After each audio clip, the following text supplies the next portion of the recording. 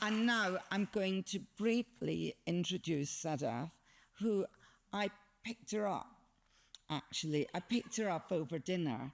It's not just men who know how to pick people up.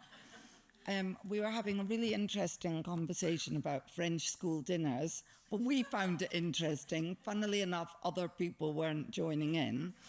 And I said, wait a minute, do you have a college? And she didn't. And she came here, and I think you really liked us when you met other people, obviously. And everybody really liked and admired Sadaf, and she's been a fantastic, active member of our community. She's going to talk to you about her pathfinding research on genetics and obesity, but I hope that you may also touch, and in case you don't, I will, on the fact that it was Sadaf who realised that the government advice that parents should lay their babies on their stomachs was wrong, and she worked it out in such a brilliant way. And you must have saved countless lives because of that. And so I'm honoured to introduce you.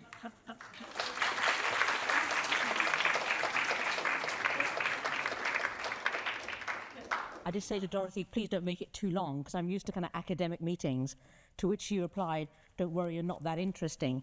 So, and that I think epitomises one of the reasons why I was attracted to the college, is actually a kind of level of honesty and authenticity that I think is often quite hard to find in Cambridge, in academia, and in sort of professional circles. So I'm delighted to be a fellow of the college. Excuse me for being slightly husky. It's not for dramatic effect. So I'd love to tell you a bit about the work that we've been doing.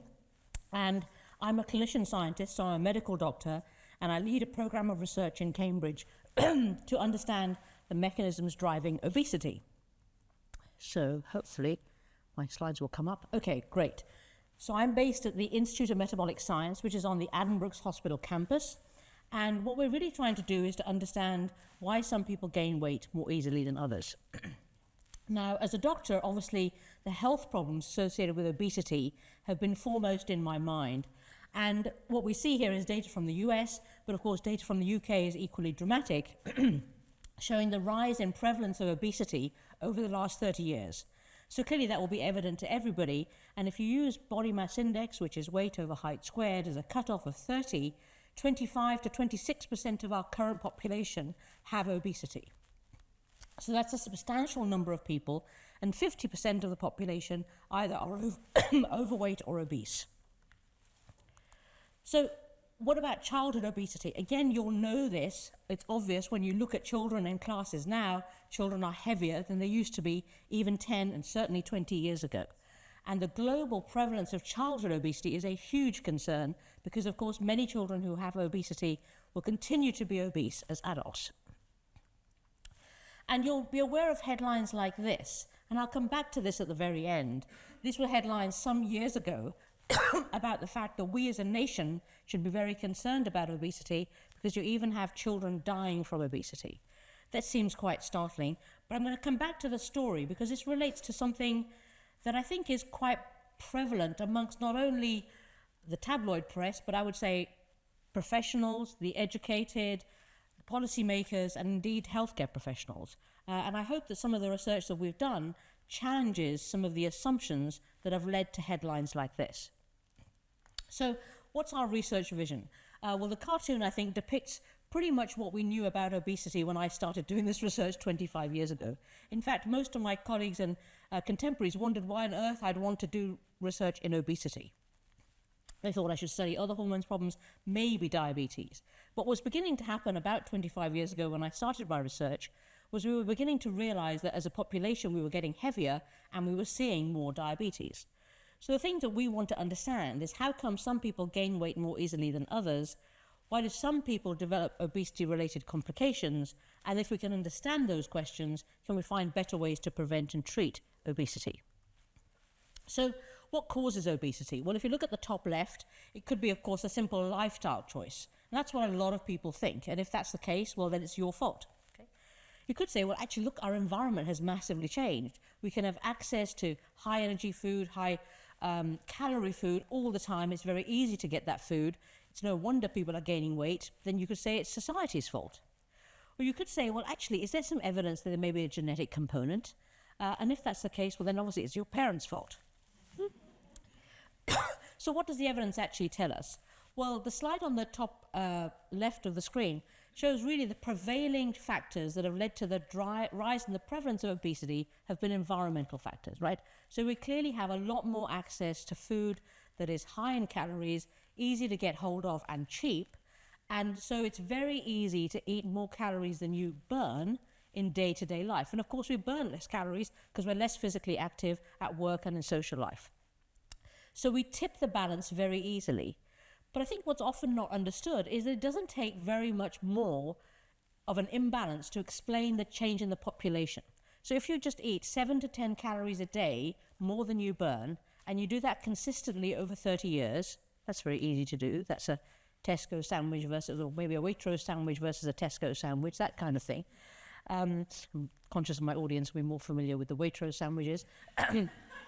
But I think if you easily just exceed by a small amount the number of calories that you're consuming versus the amount of energy that you're burning, actually that's enough to explain the change in the prevalence of obesity in the UK population over the last 30 years. So it's not that everybody's massively over-consuming, it's a small imbalance consistently over time.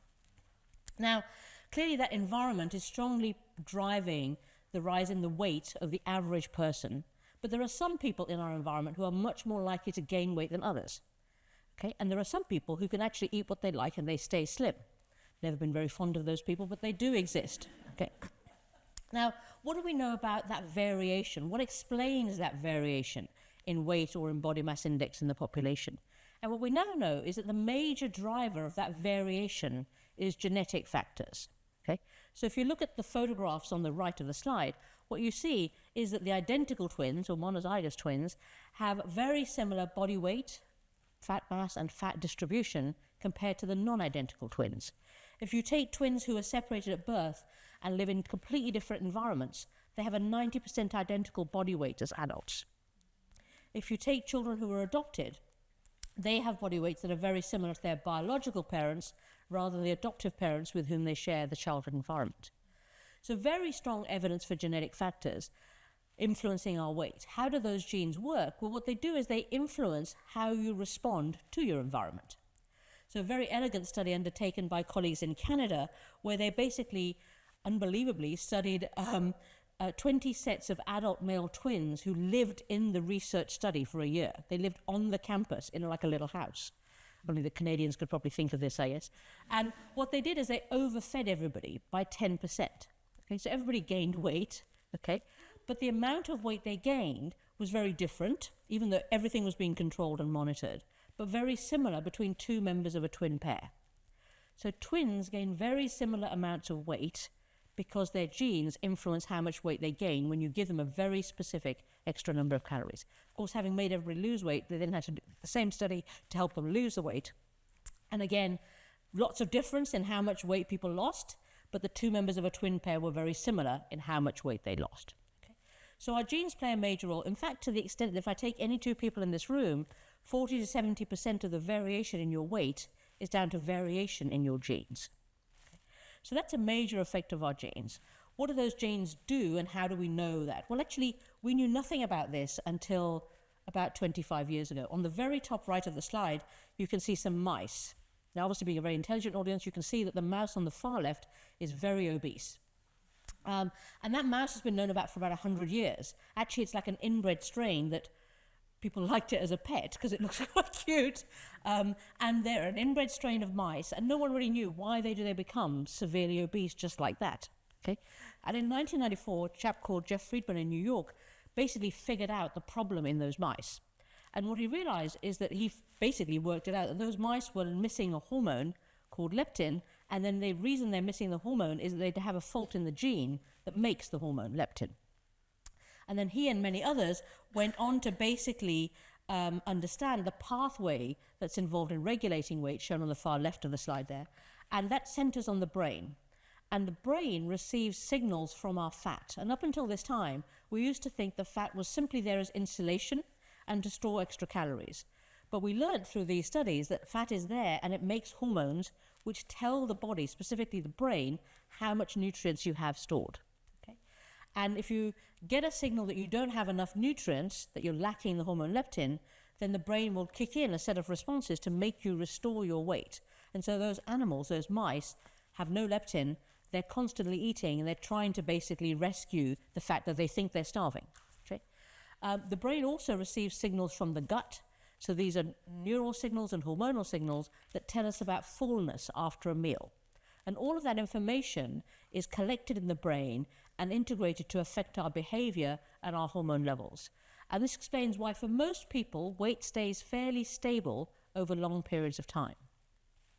Now, on the right of the slide, what you can see is what happens when leptin gets into the brain. Well, it triggers different populations of neurons or nerve cells which do different things. So in the green, you can see is AGRP. So this is a neuropeptide which, if you give an animal one injection, it will eat more for 7 days. Okay? So powerful. It's there to prevent us starving. Pretty fundamental thing to have something that prevents us starving. People who fast, and there will be many people as of next week who will be fasting in Ramadan, they will know what that feels like. By the end of the day, they'll be feeling incredibly hungry because their AGRP levels will be going up in the brain. Okay? Now, what happens on the other side of the equation, in the red, is POMC. So there, what happens after a meal, you trigger another chemical in the brain which tells you to stop eating. Okay? And that chemical, and both of them actually go and they're integrated at a particular gene which I wanted to highlight called the MC4 receptor, which is basically the brake on eating after a meal. So really we came into this through the study of these two children on the far left of the slide. And I was looking after these children. We were asked to investigate them because no one knew why these two children were so heavy. So there were two children of Pakistani origin in the UK. Their parents were related to each other. The 8-year-old was 86 kilos, the 2-year-old was 26 kilos, severe obesity, but otherwise entirely well and normal. And the other kids in the family were all entirely normal, in fact skinny actually. And no one knew why. They'd had loads of tests, nothing turned up.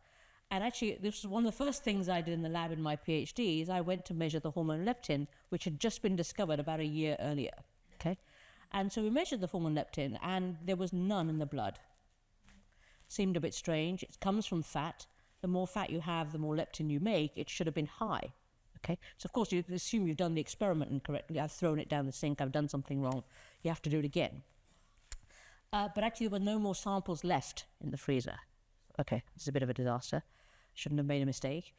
So I went back and I found out where the family were and worked with their physicians, and I went to see the kids. Okay, and I saw them, and especially the little one, the little boy, in an NHS hospital.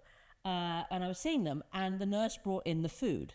Okay, and the nurse brought in the food, and it was the most appalling-looking plate of tuna pasta bake I think I've ever seen.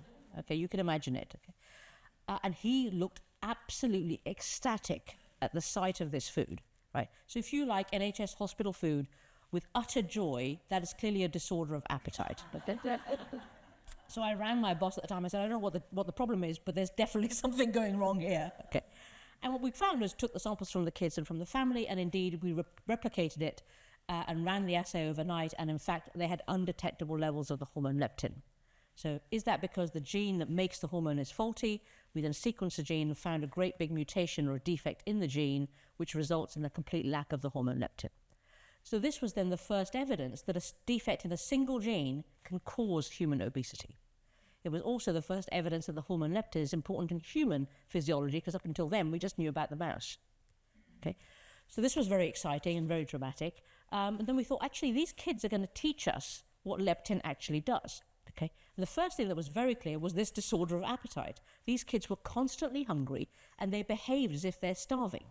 They wanted to eat the whole time, and any kind of food, even the hospital food, was incredibly exciting for them.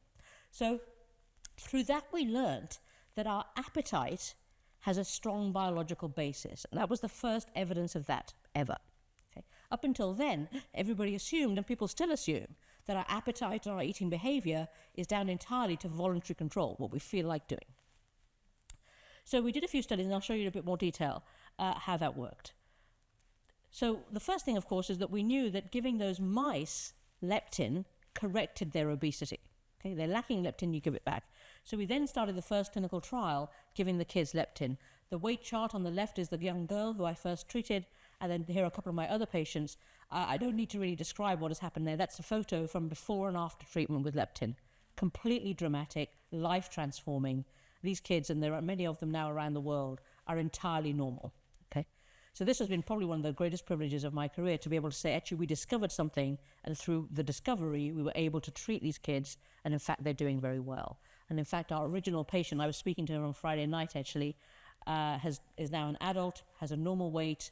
In fact, she's a trained pharmacist. She's married first in her family to be educated. She's married a young doctor and doing incredibly well. So it's incredible to be able to take our science all the way forward to not only treatment, but then changing the family's lives. So through this, we learned what leptin is doing, right? So I was giving these kids injections of leptin, and literally I sat with them the whole time. I didn't know what was going to happen, when it was going to work, was it going to work? And it's simple kind of observation. And we realized on day 4, they started to turn away the food. Okay? And in fact, their mother burst into tears because she'd never seen them say no to food before. Okay? Because the drive was so great, they felt they were starving. So we thought, okay, I need to kind of capture this. I need to measure this, right? I'm a scientist. I should get data. But how on earth do I quantify this? So we thought, okay, well, there was no test, actually, that existed for this. So what we did was we developed our own test, which is an ad libitum buffet meal. And so essentially, myself and my research nurse, we collected a buffet, which is about 5,000 calories, which is not bad for, 5-year-old or 8-year-old. And we gave them a huge big buffet, and we said, you can eat wherever you want. Okay? And the kids would eat quite a lot. And then we repeated that over the course of treatment. And we could see a reduction in how much food they wanted to eat. Okay? After 4 days, actually, that starts to kick in. And over time, we've been able to see that and monitor that. And sometimes we get the dose too high, and the kids just stop eating. And then other times, we clearly haven't got enough on board, and the kids start eating more again. Okay? So in these kids, we've learned how a hormone has such an important role in the regulation of what is a complex behavior. So all of these different things we then learned as actually what is this hormone doing in the brain, and there are several parts of the brain that we can visualize using scans that are impacted by our behavior. So we've identified the biology, but actually what about the fact that we look at advertising and the fact that we smell nice foods? And actually what we now know through a series of studies that we and others have done is if you do brain scans, you can see that all of these external environmental signals activate the same parts of the brain that these hormones are activating. So if you read a really nice menu, okay, it will activate those parts of the brain. We can actually do it. Someone's done it. They made people lie in a scanner and actually read a menu, and those parts of the brain light up. If you give people, when they're lying in a scanner, a high-fat milkshake versus a normal fat milkshake, you will get much more activation without you realizing it. Okay? So these distinct responses are encoded in our brain. One of the ways that we basically started to crack that open was through this particular study where we used functional MRI. So you're getting an anatomy of the brain with your MRI scan, but you're getting function if when you're lying in the scanner, you show people a certain picture. So if you're a dementia researcher, you get people in a scanner and you get them to do a memory test, and then you can see if certain parts of the brain light up with memory. So we needed a test that was going to test us about our circuits, so we did show people pictures of food versus not food as a control. It wasn't that sophisticated, but simple is often the best in science. And then we had different types of food. So we had burgers, we had broccoli, we had eggs, we had things. And what we saw was that the kids, when they're leptin deficient and they're very, very hungry, you show them any picture of food, huge activation in what we call the reward centers of the brain. So they're often involved in pleasure, in emotion, in all forms of eating, in addiction, those kinds of things. There are distinct parts of the brain, and in these kids, they light up with any picture of food, even broccoli. Okay? And then when we treat these kids, that response in the brain goes down. And the response in the brain is linked to their behavior. So we needed a test, and I'm very proud of this test because it made it to one of the top journals, Science, and yet it's very, very simple, where we got the kids to rate pictures of, literally pictures of food using smiley faces. And you can see that with before treatment, they rate cake as 10 out of 10, but even cauliflower is 10 out of 10, which is obviously abnormal. And then after 7 days of treatment with leptin, they kind of quite like the cake, but now the cauliflower is 0 out of 10, okay, which is a normalization of the response. Okay. And so what this taught us is that actually how much you like food not just what you want to eat and you're hungry, but how much you like food, is also strongly encoded in the brain. We do this in healthy volunteers, and actually, if I fast you long enough, you will feel not only hungry, but you will be ready to like any kind of food, probably even some of these foods. You would like them if I fast you long enough. Whereas if you're in the fed state, you'll be much more selective about what kind of food triggers that response. And there's variation amongst people. Most people go for the burgers and the cakes without realizing it. There are a subset of people who like broccoli and cauliflower. They deserve to be studied separately. But it's really quite remarkable how these responses are involuntary and encoded in our brain. Okay? And this links to something that we all recognize, and that is the link between stress and emotion and eating. Okay? Now, in fact, it's actually becoming into popular parlance about releasing dopamine, and dopamine is an important neurotransmitter that mediates these effects in the brain. But when you are stressed, you often feel like eating, especially what we consider often mild levels of stress versus very strong levels of stress, which often shut down eating. And that's because you want to get the reward feeling in the brain. Okay? And we can show that, and we can measure that, and we can see it occurring. So this has really provided some insights into common things that happen. Okay, so a bit more genetics and biology. So basically, I told you about this pathway in the brain that is triggered by leptin. And the key gene is the MC4 receptor. So if you look at the mice on the top left, I'm quite into mice. We've learned a lot from the mice, actually. What you find is that if there are mice that are lacking 2 copies of this gene, this is the brake on eating. Those mice become very heavy. If you lose even 1 copy of the gene, you become a bit heavy. Okay, so even losing 1 copy is enough. And that turned out to be important because this is the commonest gene in which people have mutations. Okay, there's possibly 1 person in this room that has a mutation in MC4R, and they may or may not know about it. Okay, so 1 in 300 people in the population have a mutation in this gene.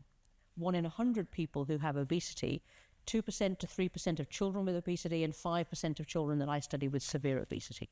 It's the commonest gene in which there's obesity. It's 5 times more common than cystic fibrosis, which you may have heard of. Okay, and interestingly, what we find is that there are some people who have changes in this gene which make the gene work very well. So most of the people have a mutation in the gene that stops it working. They don't get a break on hunger. They eat more. They gain weight. But there are actually more people who have a change in the same gene that makes it overactive. They've got a very effective break, and they have a 50% reduced risk of obesity and diabetes. So the changes in the one gene can that strongly influence our weight in the population.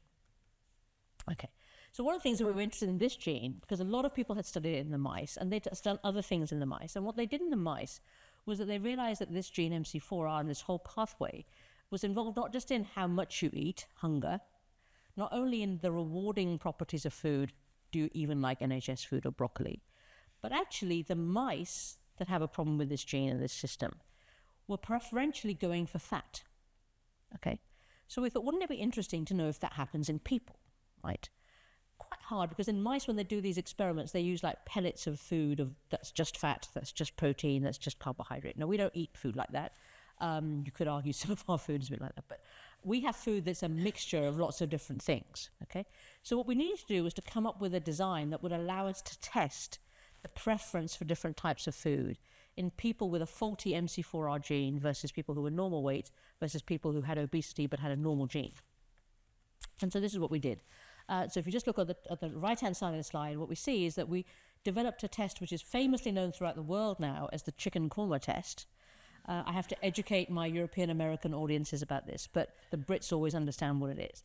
And so what we did is, if you take a dish of chicken korma and rice, which is well-liked in the UK, and you can vary the fat content, but people don't realize. So you can have 20, 40, or 60% fat, and because you mix it into the sauce, you can't actually tell which is which. Okay? And then you can present people with a buffet amount, like those, a bit like school dinner ladies, like a big tray of each one, and you say, try them all and have whichever you want. Okay? And what we realize is when we do this test, people roughly eat the same amount, but the people with the faulty MC4R gene eat 95% of the high-fat one. Okay, which is different to people who have normal weight, or in fact if they have obesity with a normal gene.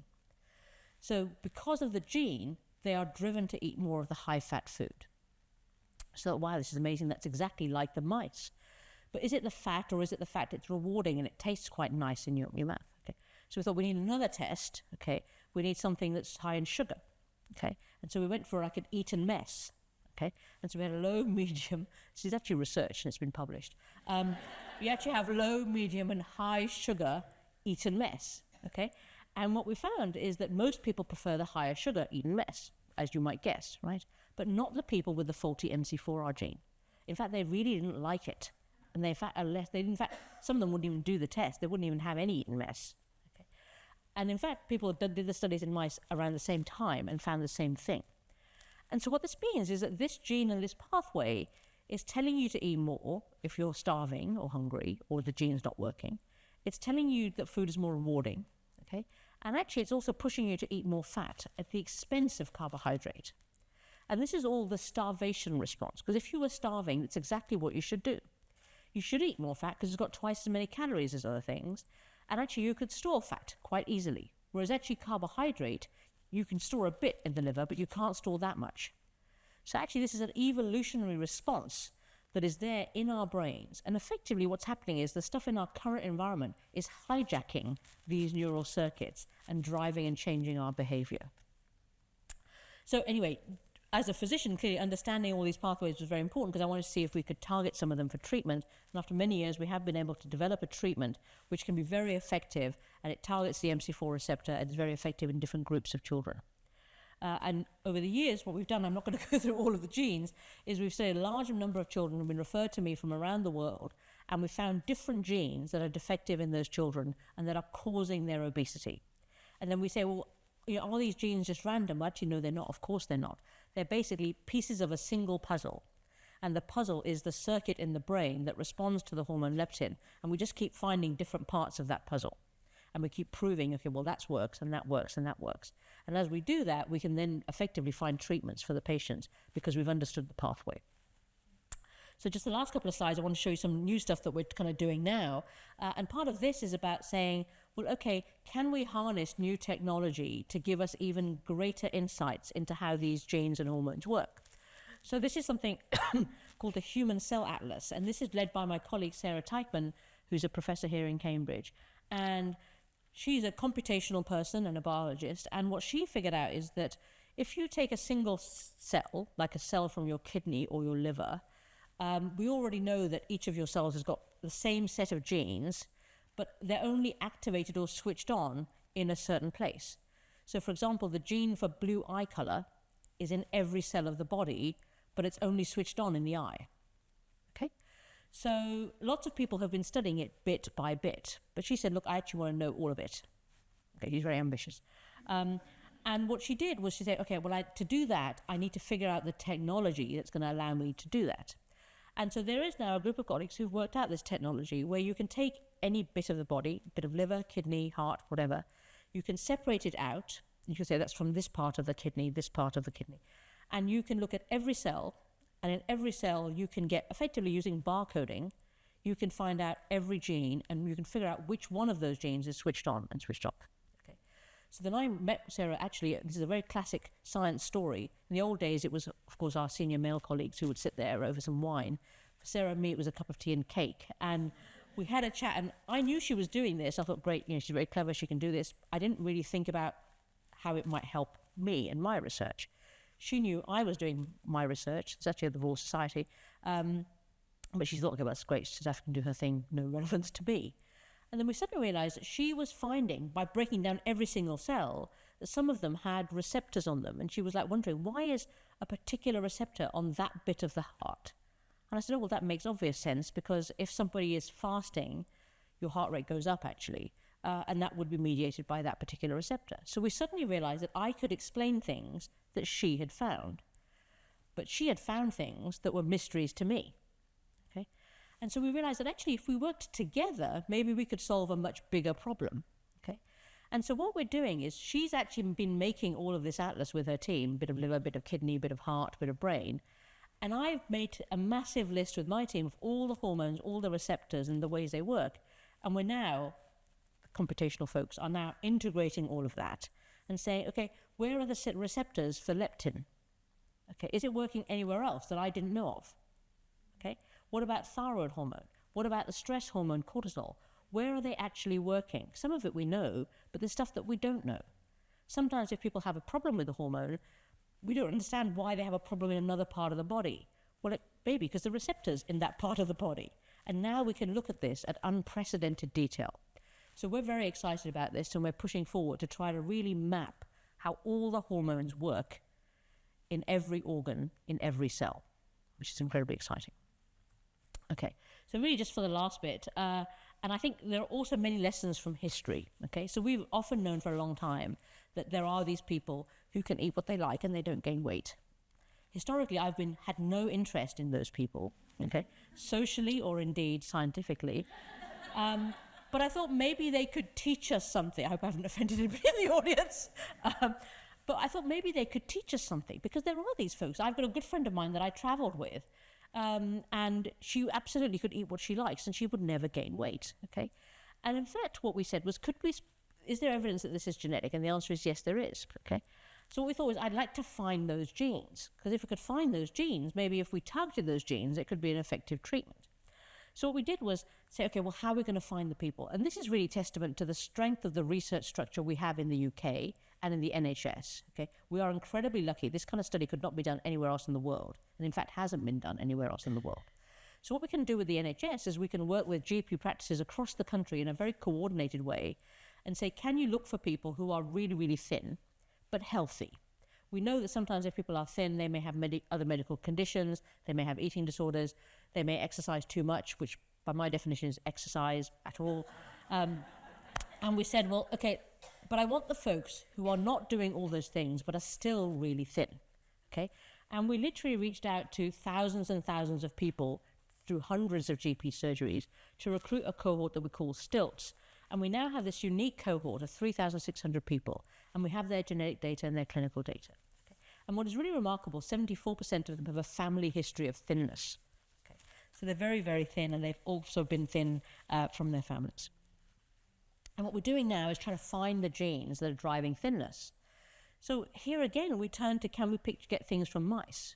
Because other people have been studying these mice, and what they do is if you put a regular mouse on a high-fat diet, they like it. So it's not that us like it, they like it, right? And they gain weight. But there are some mice that are missing a particular gene that won't gain weight even if you put them on a high-fat diet. So, okay, quite like to know what that gene is, okay? So we made a list of those genes, and then we're looking at those genes in the people, and we found a whole bunch of people in STILTs who have mutations in those same genes, okay? And now we're trying to figure out what they are, how they work, etc., etc.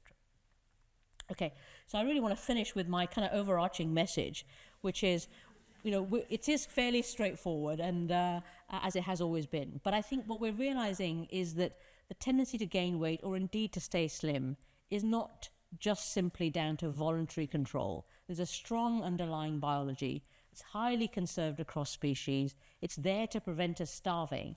And effectively, it's being hijacked or tapped into by our current environment. And so when we think about the challenges of obesity, yes, we've got to engage in policymakers and influence that environment, okay? We've got to change some of the availability of these things and the taxation on food. But we actually have to understand that people who suffer from severe obesity, I think, deserve our compassion and should not be made to feel guilty. They have strong biological drivers for their obesity. We've discovered many of them.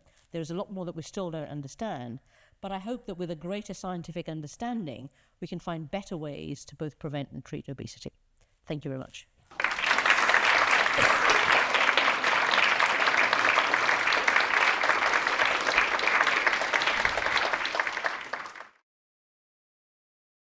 That was fascinating. Thank you.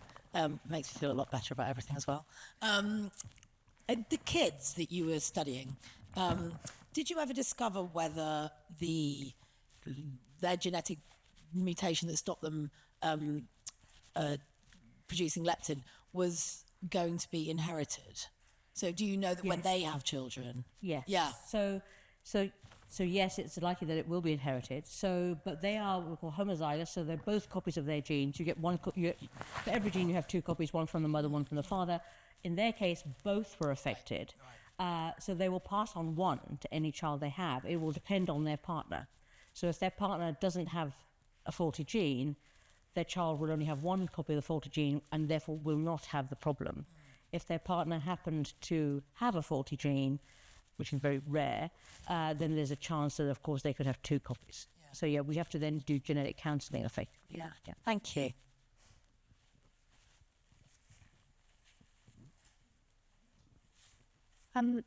Again, I echo that. A very, very interesting talk. Thank you. When you're giving the injections of leptin, is it anticipated that you will have to continue doing that lifelong? Absolutely. So have you given a break at all in the injections to determine whether or not there's any behavioural learning that has taken place? So the likelihood is that you would need to give it lifelong because the gene is not there, there's no leptin, etc. So we didn't do a break because it was very likely that it would just rebound. But the kids did it themselves, actually, in their teenage years, okay? And so, as you might expect, in the teenage years, we started getting a bit of intermittent compliance, okay? Then they get a lecture from me, and the compliance is a bit better for a few weeks, and then it goes back down again. So essentially, they did the natural experiment where the kids intermittently stopped it. And then what happened, actually, unfortunately, is they became a bit resistant to it. Okay, because if you stop something, start something, you sort of lose the effect. Okay, and then what happened is you develop antibodies to it. Okay, and so it doesn't work. So then they were like, "Oh my gosh, I'm giving it, but it's definitely not working." And then so we basically effectively did prove that the lack of leptin was going to cause a regain.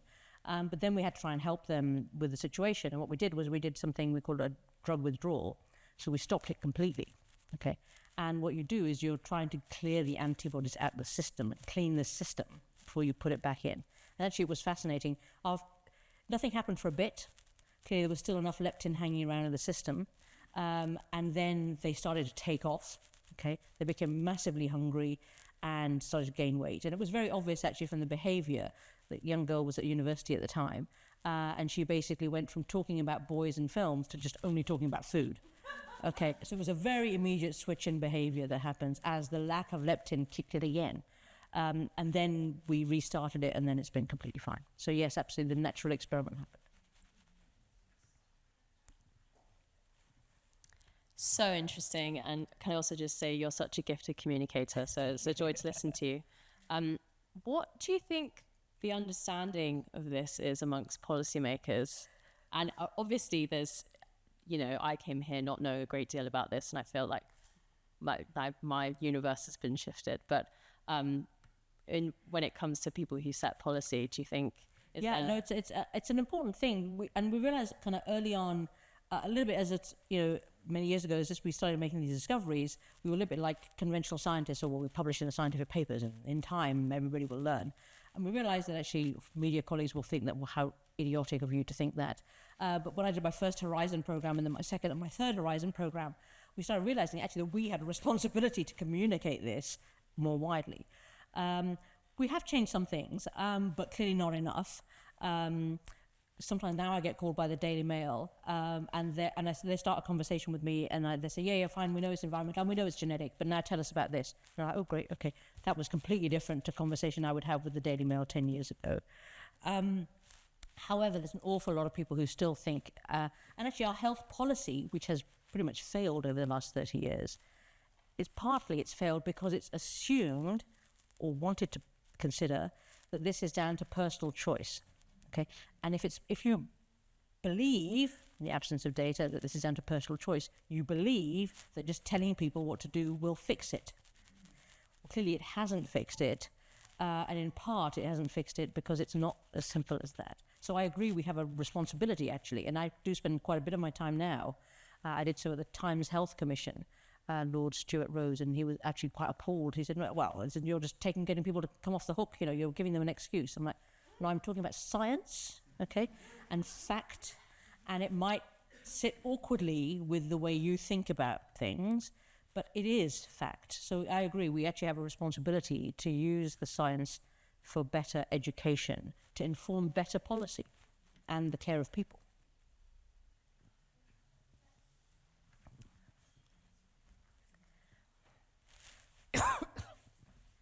Thank you so much for that, Professor Farooqi. I suppose I had one question on setmelanotide, which I caught on one of your slides, as this POMC agonist that could be used in sort of situations of POMC deficiency. My question is, do you think that might be of any use in I suppose, people who have one functioning receptor of MC4R, because that arguably would help sort of a much bigger population. Yeah. So we've done that trial actually. It hasn't been published, but so with this is the drug that we showed the weight loss response. And so if you give it to people who have loss of 2 copies, dramatic. It works very well. Loss of 1 copy, it works a bit. With MC4, we tried it, and the thinking there was if you've got 1 normal gene and 50% of your receptors are fine, can we boost the activity through those? And the simple answer was we didn't get much of an effect, only in some specific mutations. So it's not likely to be effective. We need other pathways for that group of people. Hi, thank you again. It's amazing talk. I'm curious about how you decide how much leptin and where the endpoint is, because in this case, there's a clear scientific reason for it. I can see the technology itself having ethical issues as it potentially becomes available.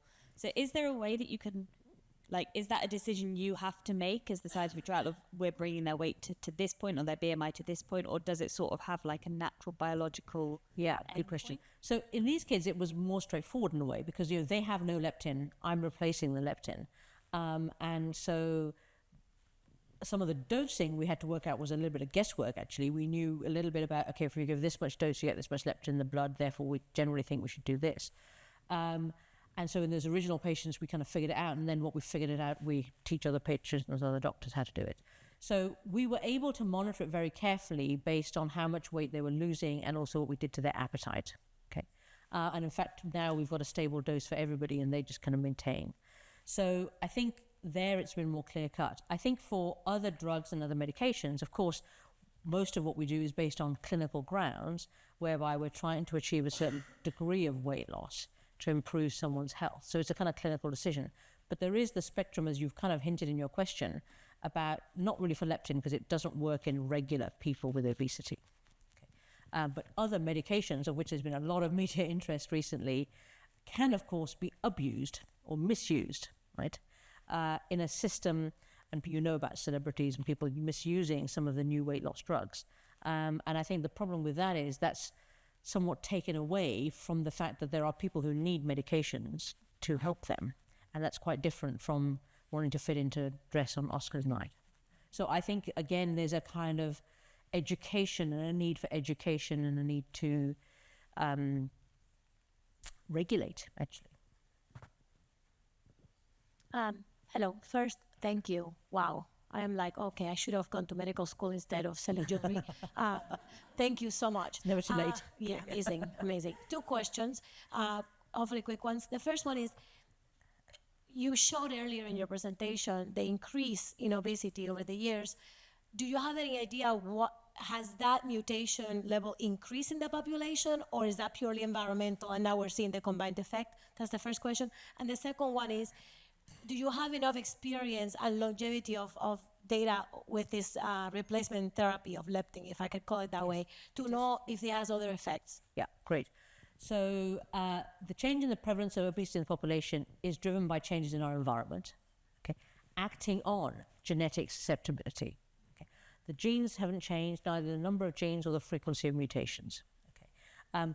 But I think the bit that people often miss is it's our environment acting on the genes. Okay. So that's the answer to that question. The second question, yes, we have 25 years now of data on leptin replacement, and it's been entirely safe, actually, and the kids have done very well. So I think for other medications, we don't have that level of data yet, and we'll have to watch and see. Well, Sadaf, thank you very much indeed. That was absolutely thrilling. And I have to say, I noticed that I met you at the Royal Society over a meal, and now you're saying you met Sarah Teichmann at the Royal Society over a meal. And I thought I picked you up, but now I think you go around picking people up at meals at the Royal Society. Exactly. Well, I think you can all see what a brilliant woman she is and how absolutely vital your research is. and potentially transformative of what is one of the biggest crises in our society. So we're honoured to have you in the college and here with you today. My pleasure. Thank you. Thank you.